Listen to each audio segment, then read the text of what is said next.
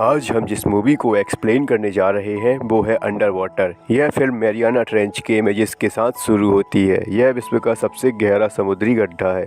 Tian industries petroleum के लिए Mariana trench में 7 मील नीचे तक ड्रिल कर चुकी है। केपलर A22 स्टेशन में एक mechanical engineer Nora price brush कर रही होती है।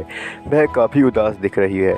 नोरा छत से पानी टपकते हुए देखती है। तभी वहाँ एक जोरदार भूकंप आता है। केपलर समुद्री दबाव की वजह से टूटने लगता है।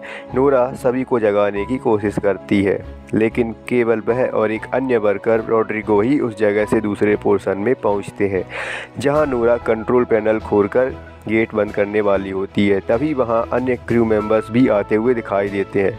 नोरा केपलर को बचाने के लिए गेट बंद कर देती है। एस्केप पॉड ढूंढने के लिए ये लोग आगे बढ़ते हैं, जहां इन्हें मलबे के नीचे से पॉल मिलता है। जब ये एस्केप पॉड के पास पहुंचते हैं तो इन्हें मालूम चलता है कि सारे एस्केप पॉड्स डिप्लॉय हो चुके हैं। यहाँ सिर्फ कैप्टन लुसियन ही बचे हैं। ये लोग आगे कंट्रोल रूम में पहुँचते हैं, जहाँ बायोलॉजिस्ट एमिली हावर्सैम और इंजीनियर लाइम स्मिथ मिलते हैं, जो कि रेडियो के माध्यम से सतह पर कांटेक्ट करना चाहते हैं, लेकिन वह ऐसा नहीं कर पाते हैं। लुसियन प्रेशराइज्ड सूट में समुद्री सतह पर चलते हुए 1 मील दूर रोबक स्टेशन 641 में जाने का सुझाव देते हैं। वहाँ एस्केप पॉड्स हो सकते हैं। वे स्टेशन से कार्गो लिफ्ट में निकलना शुरू करते हैं, लेकिन रॉड्रिगो के हेलमेट में क्रैक होता है और वो प्रेशर से टूट जाता है। इससे रॉड्रिगो के सूट में ब्लास्ट होता है और उसकी तुरंत मौत हो जाती है। बचे हुए दल को नीचे के पॉड्स में से बचाव के लिए सिग्नल मिलता है। स्मिथ और पॉल बाहर देखने जाते हैं कि कोई जीवित है जिसे मदद की ज़रूरत है। जैसे ही वे लोकेशन पे पहुंचते हैं, वहां पॉड में सब लोग मरे होते हैं।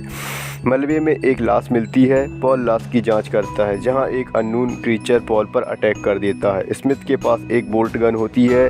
वो उससे क्रीचर पर अटैक करता है और उसे अंदर ले जाता है। एमिली को लगता है कि ये एक अनडिस्कवर्ड स्पीसीज है।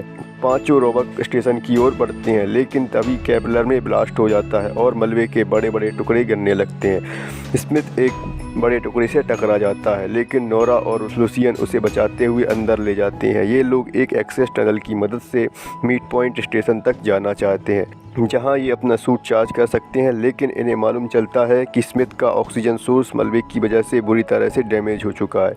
ये लोग एक्सेस टनल से आगे बढ़ते हैं, जहां टनल एक जगह पर टूटी होती है। ये लोग पानी के नीचे से टनल की दूसरी साइड पर जाते हैं। पॉल पर एक क्रीचर अटैक कर देता है और उसे उसके सूट में से बाहर खींचकर मार देता है। एक्सेस टनल छोड़ने से पहले टीम को पता चलता है कि स्मिथ को डैमेज्ड ऑक्सीजन पोर्ट के कारण जहरीले धुएं में सांस लेना पड़ेगा। वे लोग स्मिथ को नहीं छोड़ सकते हैं, इसीलिए अपने कंधों से सहारा देते हुए समुद्री तल पर चारों लोग आगे बढ़ते हैं। लेकिन एक और क्रीचर आ जाता है। वो स्मिथ को खींचते हुए केब में ले जाता है। लुसियन स्मिथ के पीछे केब में जाता है और उसे खींचकर बाहर निकालता है। स्मिथ की बोल्ट गन केब में छूट गई होती है, इसीलिए लुसियन वापस केब में जाता है, जहां क्रीचर लुसियन को पानी में खींचते हुए बाकी तीनों से दूर ले जाता है। नोरा क्रीचर और लुसियन का पीछा करती है। वह लुसियन को बचा सकती है, लेकिन लुसियन बढ़ते हुए प्रेशर से नोरा को बचाने के लिए खुद को सेक्रीफाइस कर देता है। नोरा एक पुराने शिपयार्ड में पहुंचती है, जहां उसे पता चलता है कि लुसियन यहां पहले काम करता था। नोरा को शक होता है कि लुसियन क्रीचर के बारे में पहले से जानते हैं। नोरा स्मिथ और एमिली से कांटेक्ट करने की कोशिश करती है, लेकिन इससे कुछ नहीं होता और वो एक नए प्रेशराइज्ड सूट को पहनकर शिपयार्ड छोड़ देती है।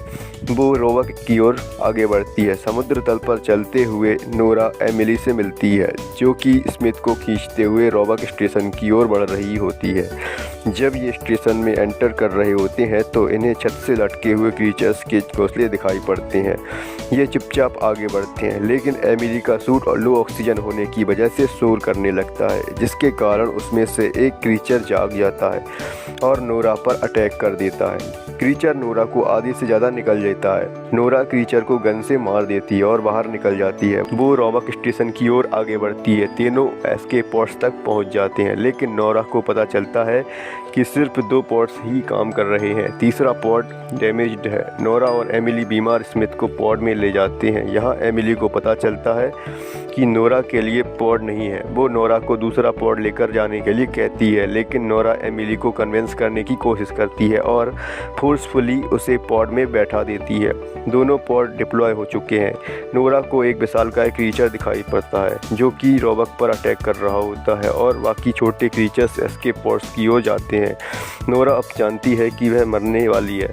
वो कोर की एनर्जी लेवल को बढ़ा देती है जिससे कोर एक्सप्लोड हो जाता है और सारे क्रीचर्स मारे जाते हैं। एस्केप पॉड्स सेफली सरफेस पर पहुंचते हैं। फिल्म का अंत न्यूज़पेपर्स के आर्टिकल्स की इमेजेस से होता है जिसमें इस पूरे हादसे को दबाने और एमिली और स्मिथ को चुप कराने की खबरें होती हैं।